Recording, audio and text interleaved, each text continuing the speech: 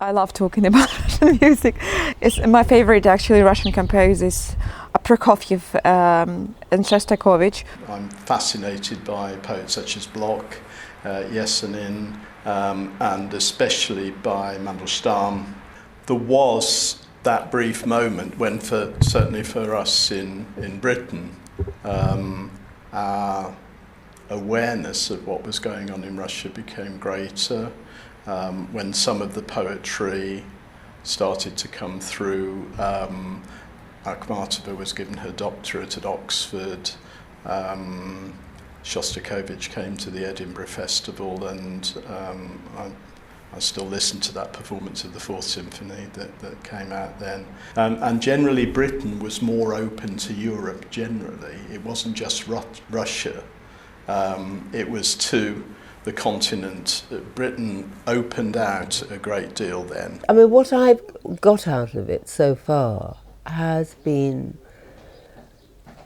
listening and grappling with, listening to other people, you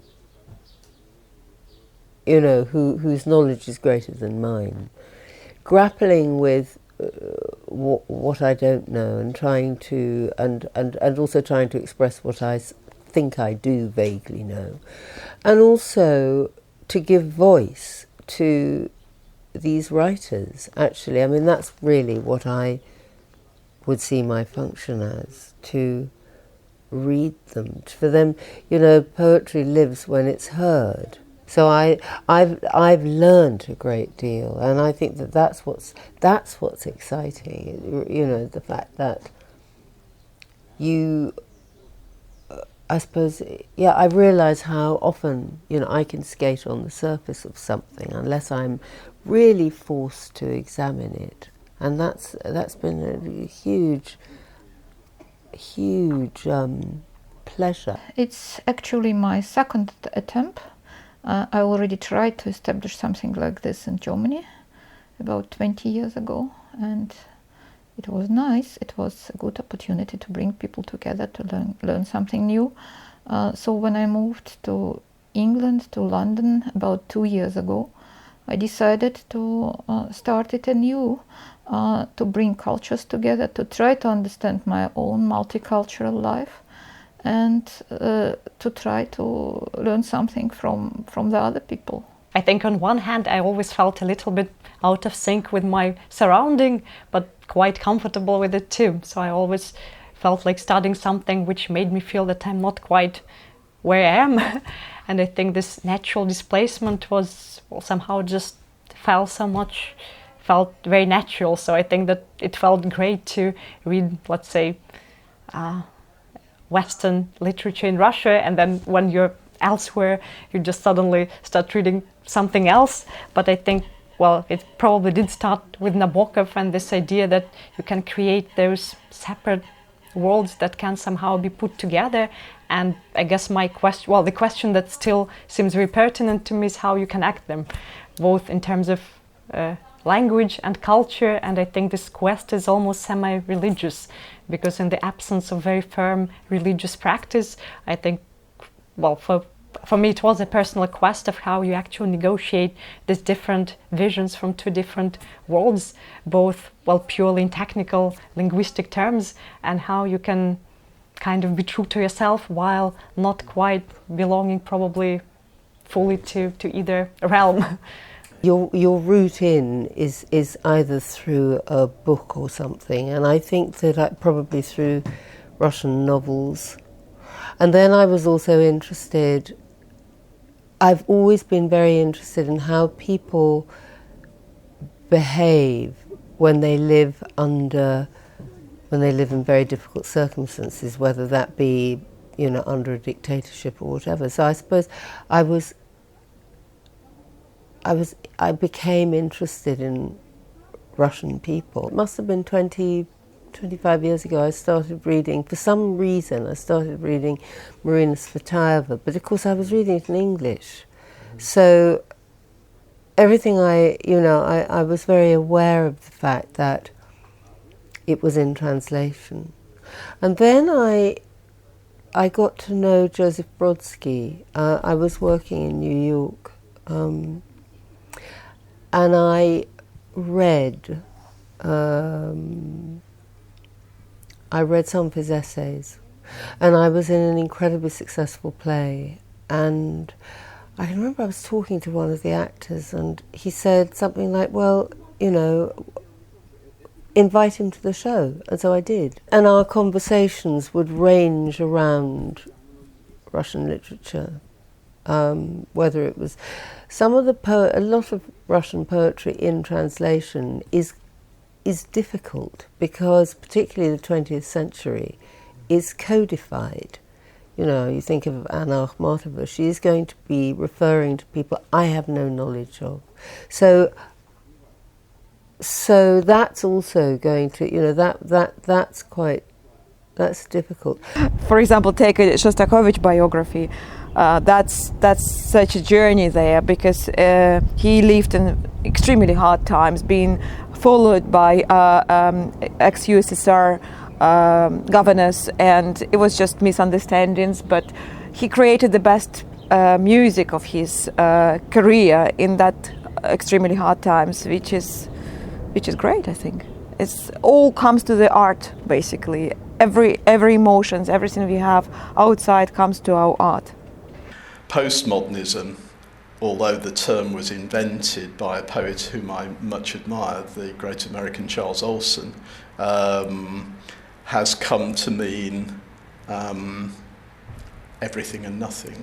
I'm more with modernity than with postmodernism. I'm more with 20s and 60s of the last century, and I would love to see whether I find some opportunities there, whether I consider that it's a possibility. Though I think modernity, the 60s, is an unfinished project, and I would love to come back there to investigate these possibilities, these opportunities which seem to be lost. It's not that there's no chance of getting it right. I believe that ultimately we must all actually realise just the divinity of our nature. We're moving beyond just identifying ourselves as members of tribes. You know, I'm an Englishman, okay, but that doesn't define who I am. I'm a teacher, but that doesn't define who I am. I'm a 65-year-old individual living in London, but that doesn't define who I am. So it's knowing that there is more and more to it, but that the more one tries to pin things down and say that's got to be the case, the less you'll get it, the less you will have it. That's the paradox. I think that this idea of, well, still very old-fashioned idea of redemptive art was very liberating. And I guess sometimes now I may not be as convinced, but still I think it's the force that carries me along. Mm-hmm. If we think of the generation of Jewish American writers, or let's take even, well, somebody very known like Philip Roth, or like we can think of many novels that start from a really very simple premise, right? We don't have to immediately discuss, well, God and eternity and self-realization. And I think somehow I can hardly think of, well, Russian literature being comfortable with the absence of grand themes and debates. The English are notoriously afraid of emotion. And they would much rather have the appearance of intellectual profundity without the actual consequences of it. That's my own experience. I'm half Irish, so I have a bit of both in me. It's a proud people. What does the word Slav mean, after all? So there is the need to assert themselves. The British, when they lose an empire, make jokes about it. That's our way of coping with it. We're both actually nations who have lost our former role in the world, our former reason for being, and we have to reinvent ourselves.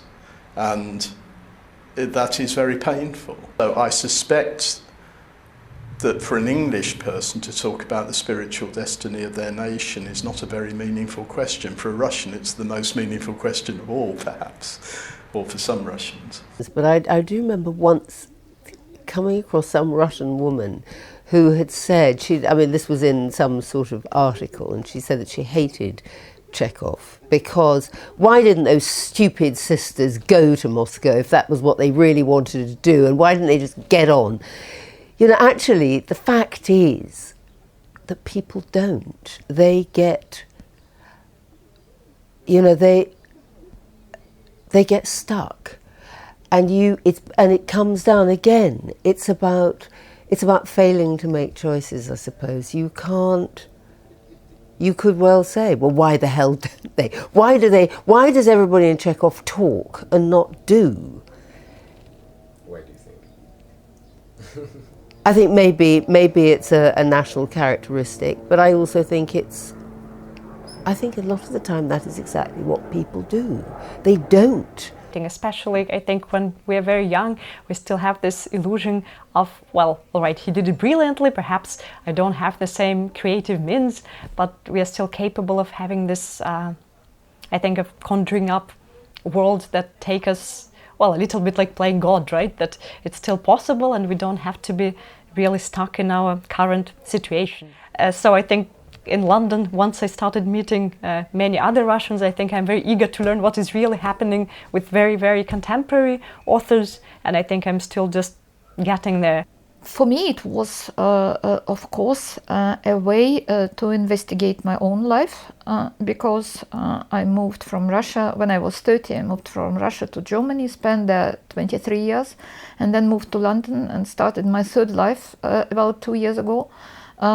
It's also an important subject for me.